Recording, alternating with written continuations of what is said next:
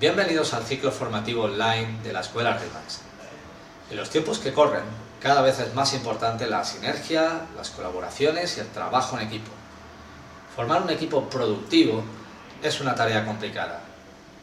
En este vídeo, Buffini nos da 4 principios básicos para la formación de equipos.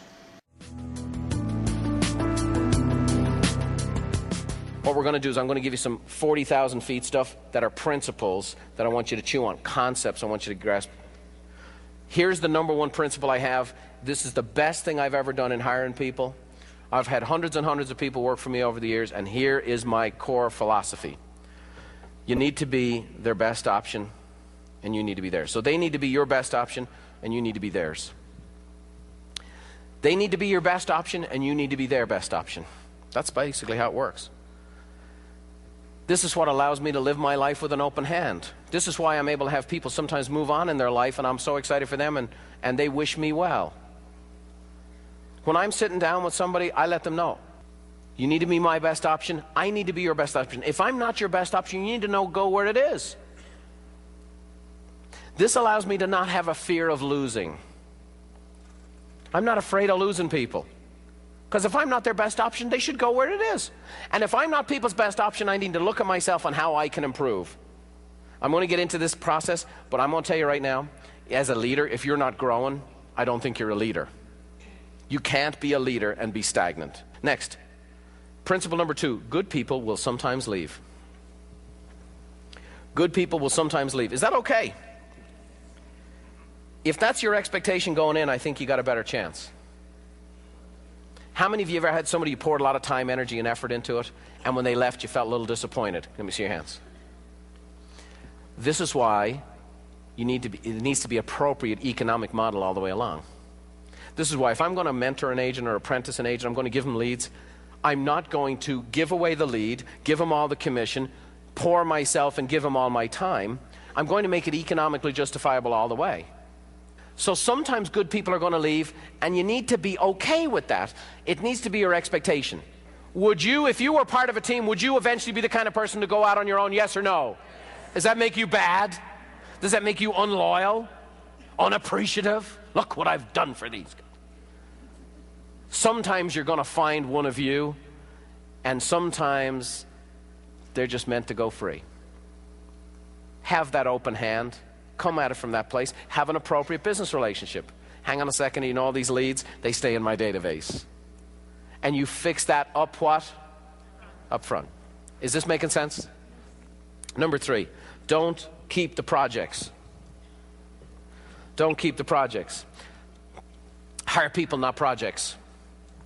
I'm the kind of person in my profile, one of my profiles is I'm a refiner. I like to improve things, and I love fixer-uppers. I love fixer-upper real estate. I love all those shows where they take over a junky house and turn it. It just gets my juices flowing. I love taking fixer-upper realtors and coaching them up. The average agent, when they come to us, is at about $41,000 in revenue, 192 grand. That's a fixer-upper. But you can't keep project people. Okay? You can't keep hobby people. Hire people that have, they can have the potential, but they have to have achieved. How many of you have maybe a project on your hand as a person? Could I see your hands, please? Here's my tip. Get a hobby on the weekends. Woodwork, painting, golf. There's a great game. You'll never get perfected at that. Go do something that you can have that outlet, but don't keep the project people. Because here's what happens.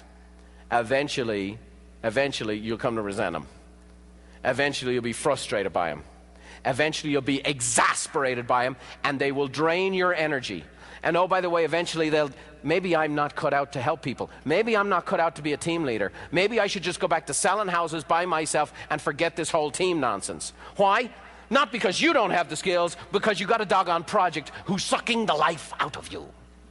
Are you guys with me? And every day you go home. I got nothing left. And then your family member's like, hey, how you doing? Leave me alone. A little close to home there, okay. Principle number 4, lead by example. Here's what the toughest thing, I'll give you a great example. Sherry Wilson got her from 35, 36 mil to 182 mil. Here's the bugger for her. As she started to bring people on and whatever else, we had talked to her about doing the calls and doing the notes and doing the Popeyes and taking people to lunch and throwing parties. And as she started teaching and training people, it became real frustrating because she's like, I'm going to have to start doing this stuff. I'm going to have to start working this system because I'm expecting them to work. I have to send out notes now? I didn't sign on for that. I want to be the boss. Don't expect to have a bunch of on-fire buyer's agents if they see you sitting in the office all day long without talking to clients. Lead by example. I believe this. I have 6 children. I'm not an expert on parenting. I've learned a few things. For example, there's a different skill set bringing a child into this world than raising one. I've learned that. But I know this. Here's what I've learned in 15 years of raising my 6 kids. Kids don't listen to what you say. They're too busy watching what you do. It's interesting. My kids, I couldn't get them to be readers while I was watching ESPN. They had to see me reading books. Now, I'm not saying to patronize your team by saying they're all like children. I'm not saying to patronize them. But I would tell you this. There are some of the skills as a parent that are very, very helpful as a leader and as a team leader. Okay? Very, very helpful. They don't watch they're not listening to what you say, they're watching what you do. If you're not a rainmaker, if you're not a lead generator, if you're sloppy in following up with leads, don't expect them to be quick at following up with leads. Yes, here's the bugger on being a leader. You're held to a higher level of accountability than what you hold anyone else to. That is the biggest challenge.